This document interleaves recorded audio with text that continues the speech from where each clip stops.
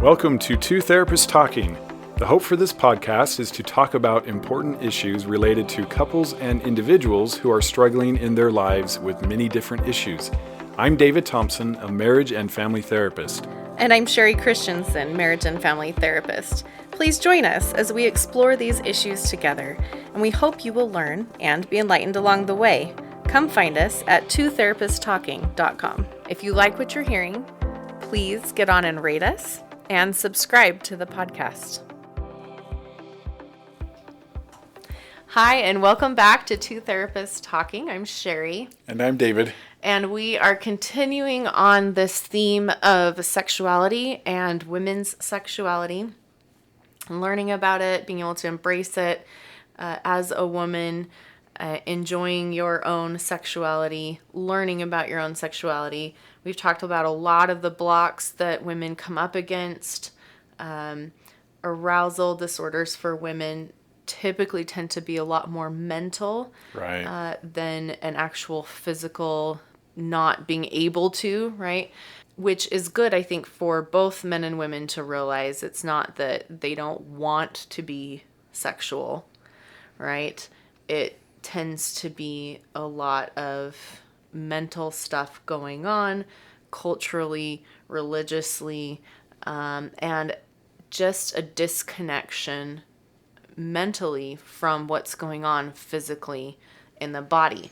And we're going to talk about that today. What does it look like when the body is aroused? Because for a lot of women, they just don't know. Yeah. I mean, it won't come maybe as a big surprise to women to hear this, but if a couple comes in and they're struggling with her achieving orgasm, for example, guys might think it's a physiological issue or what's going on. The women wouldn't be surprised to hear that the therapist wants to talk about trust or safety or feeling connected and close. Yeah. And also just the concept of being just disconnected from what is actually happening with their body. So before we jump into this too far, I feel like I need to just preempt and say, hey, we're going to be talking pretty specifically about what is happening to bodies. We're going to use a lot of body words. So if that makes you uncomfortable, make sure that you're listening to it in the car while you're driving somewhere with smaller children or larger children where you're not quite sure. You want to listen to that first before you let everyone else hear what's going on with that. Just have some listener discretion there. That we're definitely going to talk about the sexual response cycle and what happens to your body in that process. So again, going back to this concept, there are a lot of arousal disorder struggles that women have. It's a pretty big concept. Yeah. We get a lot of women that come in and have never orgasmed before or don't understand that they haven't.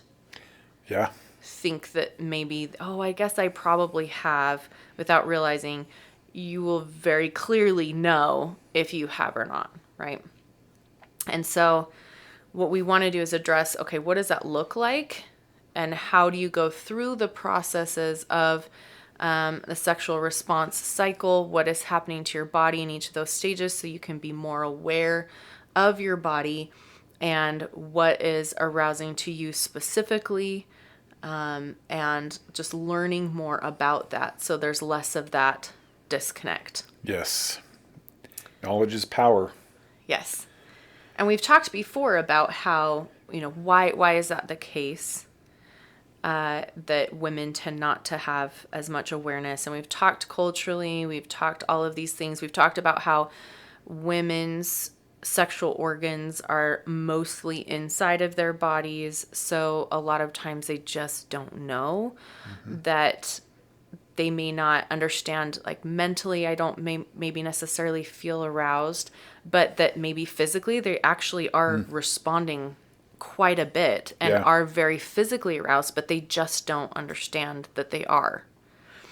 So we're going to talk about that. So one of the big concepts and sort of our title for this episode is that it's not that women are not sexual, they're just different sexual. Yep.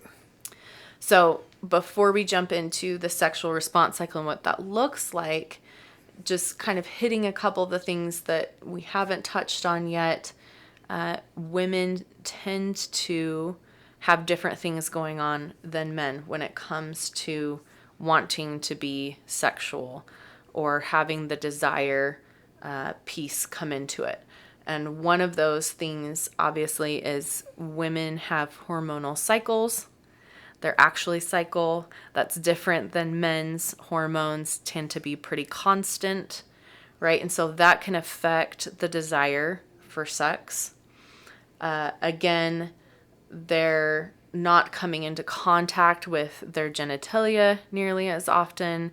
Again, we talked about before how men's genitalia being external, it gets touched, it gets brushed up against things, and that can cause some arousal as well, whereas women's is much more internal, and so it's less likely that arousal is going to happen that way. And as well, the concept of compartmentalization. Yes. So for a lot of women, they don't compartmentalize as much as men do, right? We could do a whole episode on men and women's brains and right. the differences, and it's pretty fascinating. But one of the big ones is a man's brain is just a lot of little boxes. Everything's compartmentalized. A woman's brain is a great big spool of wire. Yes. Everything is connected. Everything is connected, yes. Yes. So for women, if there is stress, if there are, if there's a lot to do, if she's tired, if the kids aren't sick, or if they're not in bed, or, if there are other things going on in the household, it's going to be a lot more challenging sometimes for women to then say, okay, this is a great time to jump into a sexual encounter. And there, again, are a lot of other things that we've talked about in previous episodes that influence that. If you've had a fight earlier, right? Things like that. So for a lot of times for women, because of this compartmentalization thing that is not present as much for them, you'll see that sex can be actually stress-inducing, right, to think about, to plan, or to engage in. It's more stress-inducing than stress-relieving. I've got a plan. When are we going to do this? I think about it. Oh my goodness, all these things are going on in my life, right? For men, oftentimes, sex is much more often stress relieving. I would say oftentimes. I was going to say, yeah, not like every time. Yes. Yeah. It's a stress relieving thing because they can kind of compartmentalize, right? And step out of life is crazy, or we had a fight, or work was hard, and kind of step into this beautiful oasis box of sex. The joke that I've heard that the man can be coming home from work, hit the dog, get in an accident, be in like a full body cast, everything is happening, and the wife is like, oh man, it's been a day.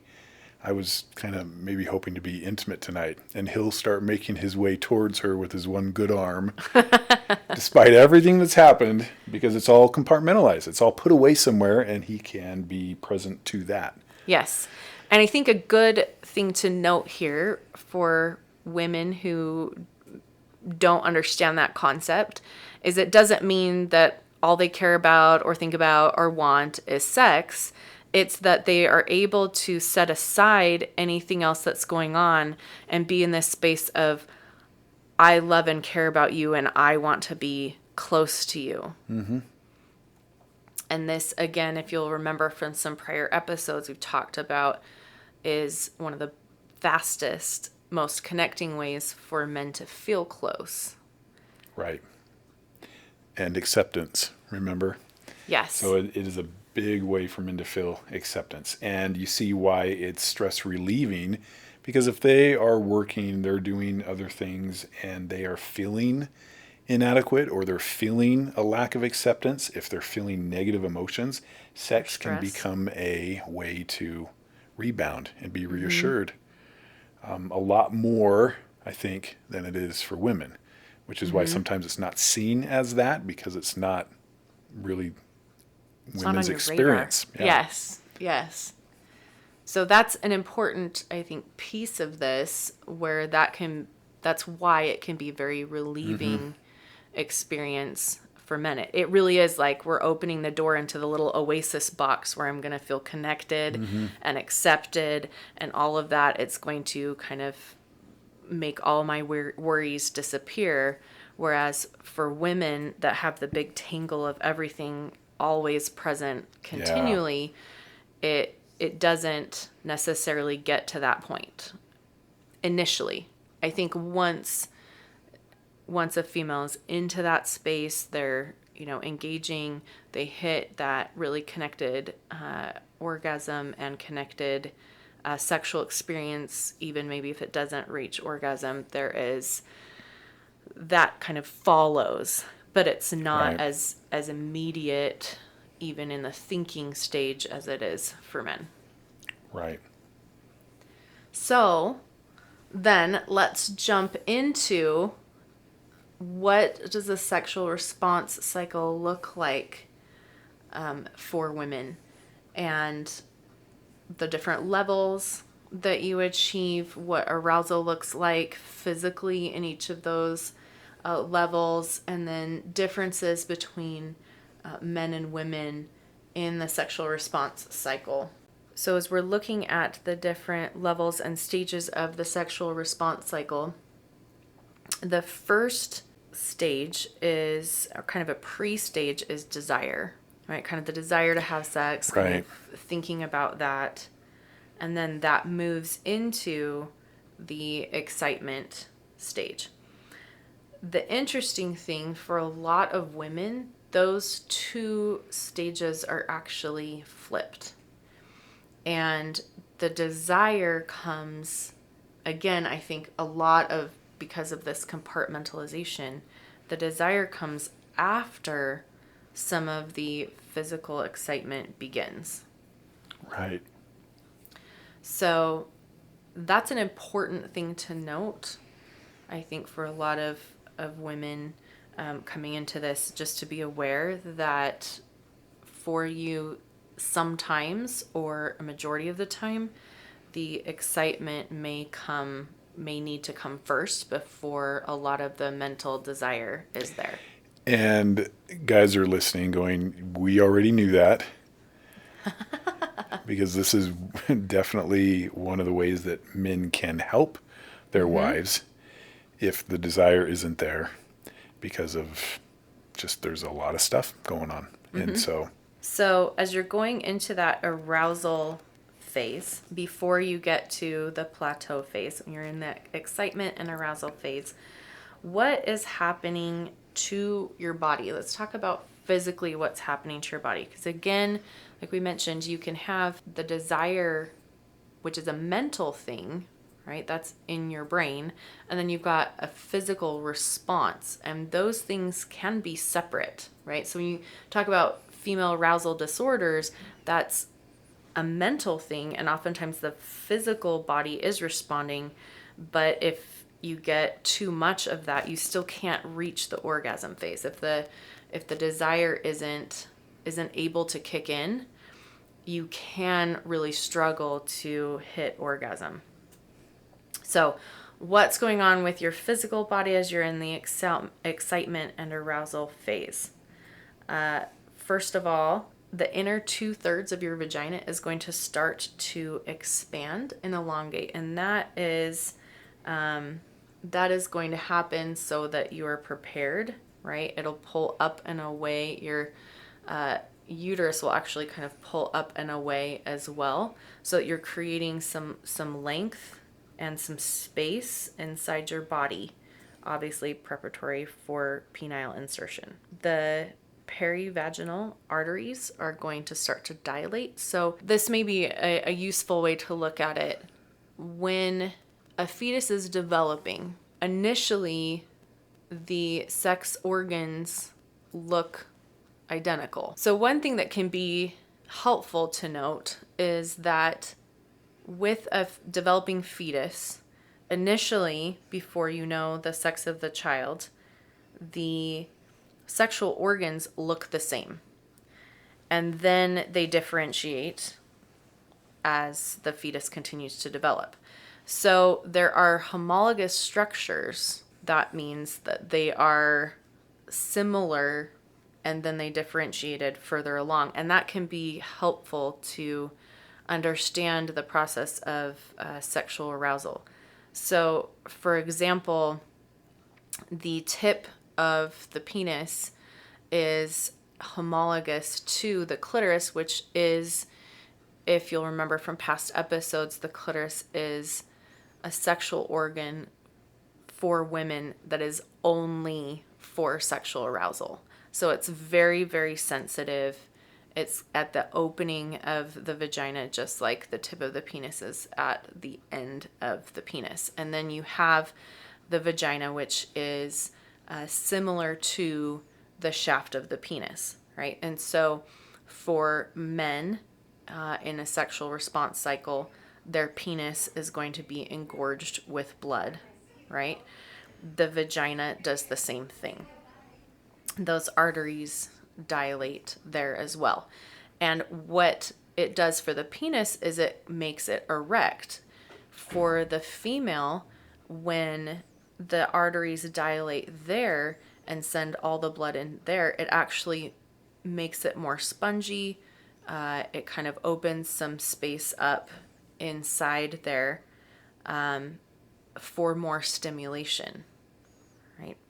So they're similar, but they're doing a little bit different things, but it's helpful sometimes to think, okay, there is blood that's engorging that area. It also helps to pull that, expand the inner part of that vagina. It helps to pull the uterus up and away from the cervical area. Just kind of expands everything out there. And then one of the last things to note with that excitement and arousal phase is the lubrication of the vagina. So that's an important piece. Women who maybe struggle with some physical aspects of getting aroused could need additional lubrication, KY jelly, things like that. That can be helpful if they're struggling in that excitement and arousal phase with vaginal lubrication. Additionally, as the area is engorged with blood, the labia, so externally, you're going to notice that as well. The labia will also be filled with blood so they will enlarge and be more sensitive, and can even have a color change, get a little darker. Also, for both men and women, the nipples will become more erect and be sensitive there. So this is moving through excitement and arousal into that plateau stage. And we call this a plateau because you're getting more and more aroused physically, and you reach this area where you can stay, or you can move even further than that into an orgasmic stage. So a lot of times women will get to this plateau and they will struggle moving from that stage into orgasm and may not even realize that they haven't reached orgasm. They might think, well, this is kind of the limit, the climax. So it's important to know that when you've gotten to that stage, that's not all there is. Now, sex doesn't always have to be about orgasm. Sex can very much be about connection as well. And so I think sometimes couples get stuck because they think, oh, we've got to get to this point. We have to hit this orgasm stage. And you don't have to. But it's also important to understand what that stage actually is. And be able to get to that stage, because that's where a lot of women get stuck, is on plateau, and they don't actually reach the orgasm stage. So again, this isn't about this is the end all be all is an orgasm, but you do need to understand the difference between the two, and you want to be able to understand your body well enough to get to that place.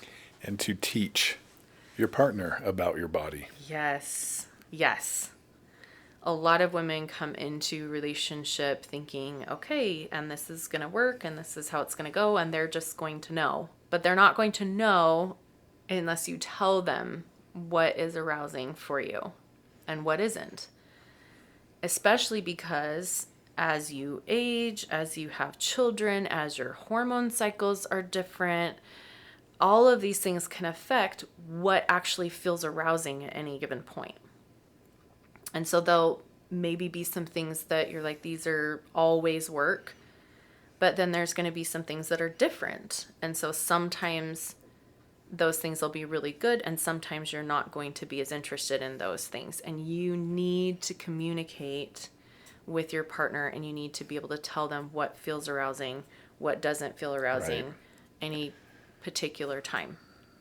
And then on the flip side, it's going to be super helpful for men to understand that if they've said for a while, oh my goodness, this is really exciting to me, and then one day you're like, okay, I know what to do, and you're trying to help them be more aroused, and they say, I'm not interested in that today.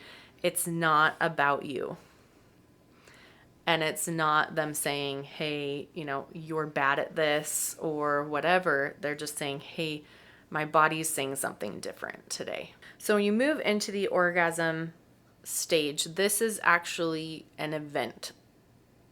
This isn't the plateau, is kind of a stage that can lengthen out and then not happen or happen as you go. Excitement, arousal is kind of the same way, but orgasm is an event.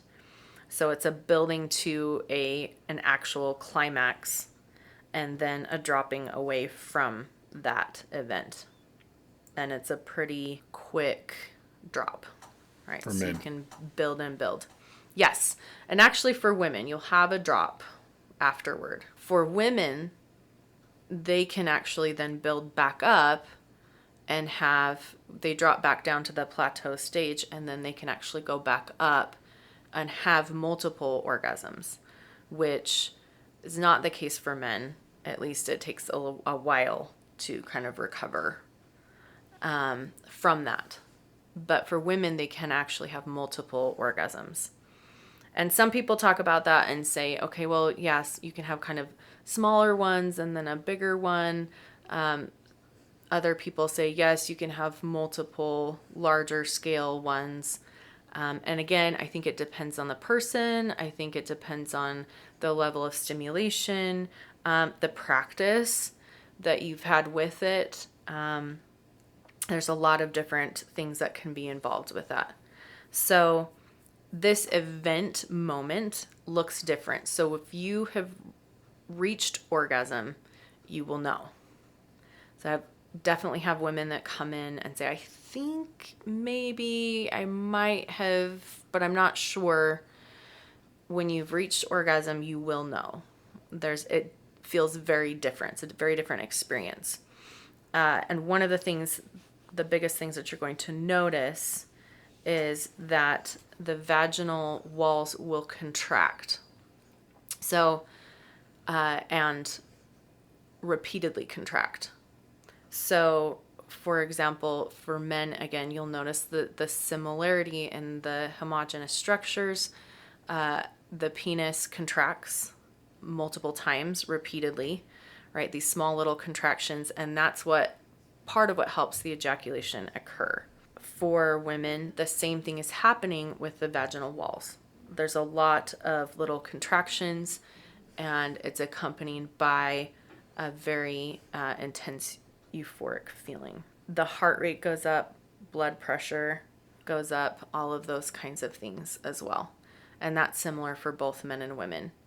And then you kind of hit that what is termed the afterglow period. And that's when things move down from the orgasm stage back into a plateau stage. For men, it will drop all the way. So this is the difference between men and women. Men, once they hit that orgasm stage, their response cycle will drop all the way down. Whereas for women, oftentimes it'll just drop to this plateau stage. And from there, if they continue to receive stimulation, they can actually move back up into a second, third, multiple orgasms. After that stage is the resolution stage. So just a feeling of connectedness, well-being, all of that happens. The vaginal walls will begin to grow smaller again. The uterus moves back into position. The blood releases from those areas. Again, that's similar to men, and the blood releasing from the engorged penis. So it becomes flaccid again. So those are the similarities. But again, for men, that's going to happen really quickly. For women, they can drop back to that plateau phase. So again, one of the differences between men and women and their cycles of the sexual response cycle is that men's look really similar. Basically, the experience for men is extremely similar. You just move right through that excitement and arousal and plateau and right up to that top phase of orgasm, and then it's a quick drop down to resolution. And they can stay in the arousal and that plateau stage for a while, especially if they've practiced that. But once you hit that orgasm, it drops down to the resolution stage all the way at the bottom. For women, there are many different possible routes that they might go through in sex. So they might climb to plateau very quickly, or it might take them a little while to get to plateau. Once they're in plateau, they may move quickly into an orgasmic stage and then back down quickly all the way to resolution, or they might come back down to plateau, stay there for a little while and then drop, or they may go back up and up again. Sometimes women will come to that plateau and they'll have multiple kind of mini movement toward orgasm, but then not. I think women who are familiar with reaching that orgasm stage are also very familiar with kind of coming close to that and not actually hitting orgasm and coming back down to plateau. But that's also common. Sexual response cycle is to kind of climb but not reach orgasm, come back down to plateau, climb, reach, almost reach orgasm, come back down multiple times in a sexual encounter as well. So this can depend on the person. This can depend on their experience and understanding of their own body, with their awareness of and connectedness between what's going on mentally and physically, or what's also going on around them, whether they're feeling stressed, whether that, again, that whole ball of non-compartmentalization. So being aware that your body could do a lot of different things based on a lot of different reasons is really helpful to understand that you're not going to have a very exact pattern. And that can be helpful for you to teach the men in your life that as well, that your sexual response cycle is going to look completely different than theirs. And for the most part, or in a lot of instances, it will look very different, and that it will vary based on the time of the month, based on stressors or other things that are going on, based on the amount of knowledge that you have and how that changes.